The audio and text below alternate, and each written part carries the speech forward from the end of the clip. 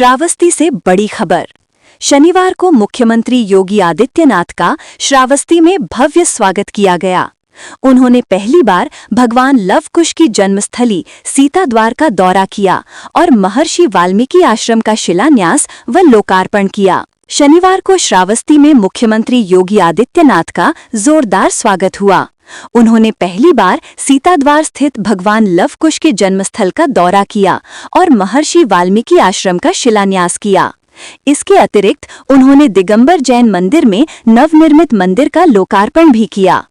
मुख्यमंत्री ने जिले के लिए कुल 54 परियोजनाओं के लिए 510 करोड़ रुपए की घोषणाएं की। सीएम ने जनसभा में कहा कि 7 अक्टूबर को महर्षि वाल्मीकि जन्मोत्सव के अवसर पर एक दिन की छुट्टी का ऐलान किया गया है। उन्होंने ये भी कहा कि यही वो श्रावस्ती है जहां महाराजा सुहेलदेव ने सैयद सालार मसूद गाजी को परास्त किया था। प्रधानमंत्री के नेतृत्व में देश विकास की ओर बढ़ रहा है, लेकिन कुछ लोग इस विकास को हजम नहीं कर पा रहे हैं। सीएम ने कहा कि कुछ लोग आस्था के नाम पर उपद्रव कर रहे हैं, उन्हें बर्दाश्त नहीं किया जाएगा। मुख्यमंत्री ने स्पष्ट किया कि त्योहारों के दौरान व्यवस्था बिगाड़ने वालों को नहीं छोड़ा जाएगा। उन्होंने कहा कि समाज के सभी धर्मों का सम्मान किया जाएगा, पर उपद्रव और अराजकता स्वीकार्य नहीं है। कुछ लोग विकास के विरोध में तालिबानी और दारुल इस्लाम जैसी व्यवस्था चाहते हैं। ऐसे तत्वों को न तो जन्नत न तो जहन्नुम मिलेगा, उनका समय खत्म हो चुका है। सीएम ने कहा कि पहले सपा, कांग्रेस और बसपा उपद्रवियों के सामने नतमस्तक रहती थीं, लेकिन आज ऐसी उपद्रवी ताकतों के खिलाफ सख्त कार्रवाई की जा रही है। जरूरत पड़ी तो बुलडोजर भी चलेगा। हमने सभी धर्मों का सम्मान किया है। देश विकास कर रहा है। कुछ लोग विकास नहीं, तालिबानी और दारुल इस्लाम की व्यवस्था चाहते हैं, उन्हें हम नहीं होने देंगे। त्योहारों में उपद्रव बर्दाश्त नहीं किया जाएगा। अभी मैं आया हूं यहां से केसरगंज के उन क्षेत्रों से जहां पर भेड़िया का आतंक, और मैंने कहा है जिन लोगों के पास मकान नहीं होगा, सर्वे का काम लगभग पूरा हो रहा है, उन सबको एक आवास उपलब्ध करना है। श्रावस्ती के भी, बहराइच के भी, बलरामपुर के भी, गोंडा के भी, जो भी ऐसे लोग होंगे सबके घर में सबको उपलब्ध करवाएंगे। जिसके पास राशन कार्ड मिलेगा उसको राशन कार्ड भी मिलेगा, जिसके पास उपचार के लिए सुविधा नहीं उसको आयुष्मान कार्ड या मुख्यमंत्री राहत कोष से हम पैसा देंगे। राम तेरा जी जितना नाम देंगे सबको हम पैसा देंगे। सैकड़ों करोड़ इन्होंने मुख्यमंत्री कोष से ही उपचार के लिए श्रावस्ती के नागरिकों को उपलब्ध करवाया है।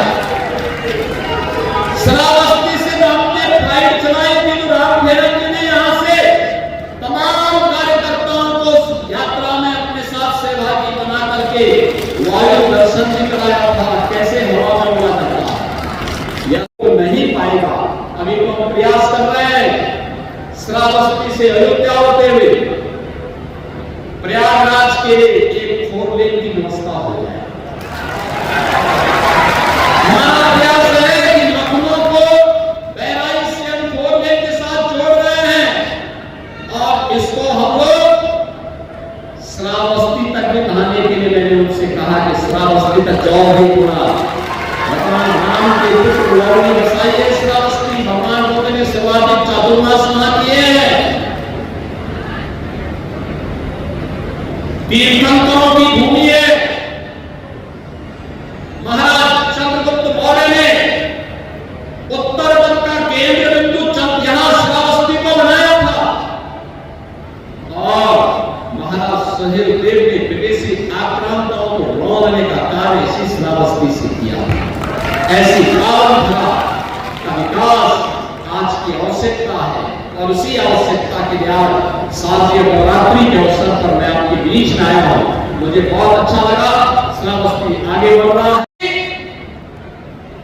जैन तीर्थंकरों की भी पावन धरा रही है, उनकी सन और सिद्धि की भूमि रही है। भगवान संभवनाथ इसी पावन धरा में अवतरित हुए थे और महाराज सुहेलदेव ने विदेशी आक्रांताओं को ढोल चटाने का काम इसी धरती से करने का काम भी किया। फिर कालदर्शी ऋषि महर्षि वाल्मीकि को नमन करते हुए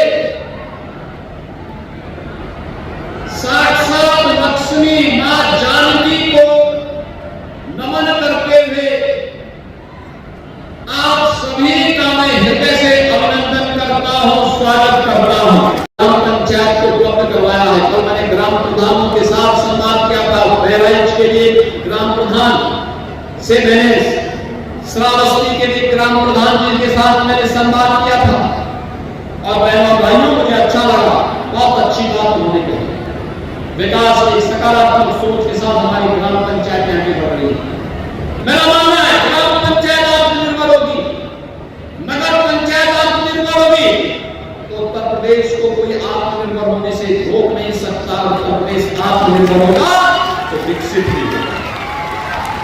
और उस लक्ष्य को प्राप्त करने के लिए आप सब भी समर्थ उत्तर प्रदेश पोर्टल पर QR कोड को स्कैन करते हुए अपने सुझाव भेज सकते हैं और जो भी अच्छे सुझाव आएंगे उन सुझावों को हम सम्मानित भी करने वाले हैं। जिले स्तर पर भी करेंगे और प्रदेश स्तर पर भी करने जा रहे हैं। सपा की सरकार में, कांग्रेस की सरकार में, बसपा की सरकार में इन उपद्रवियों को सरकार अपने यहां बुलाती थी, नाक रगड़ती थी, इनके सामने नतमस्तक होती थी, इनको लूटपाट करने की, बेटी की सुरक्षा के साथ खिलवाड़ करने की, व्यापारिक प्रतिष्ठानों में आग लगाने की छूट देती थी, गरीबों की जमीनों पर, सरकारी जमीनों पर कब्जा करने की छूट देती थी। अब एक डबल इंजन की सरकार है, अराजकता बर्दाश्त नहीं करती और अगर किसी ने अराजकता करने का दुस्साहस किया तो उसकी छाती पर बुलडोजर चलाना भी जानती है, वह भी जानती है। और इसीलिए बहनों भाइयों, विकास की इस योजना के साथ हमें बढ़ना होगा। मुझे प्रसन्नता है, मुझे बहुत प्रसन्नता है श्रावस्ती में विकास की इन प्रतिमाओं को आगे बढ़ाया। अभी मैंने यहाँ पर माता सीता द्वार के इस पावन मंदिर में महर्षि वाल्मीकि के इस पावन आश्रम में आकर के देखा वो नहीं पाएगा। अभी तो हम प्रयास कर रहे हैं श्रावस्ती से अयोध्या होते हुए प्रयागराज के लिए एक 4 लेन की व्यवस्था हो जाए।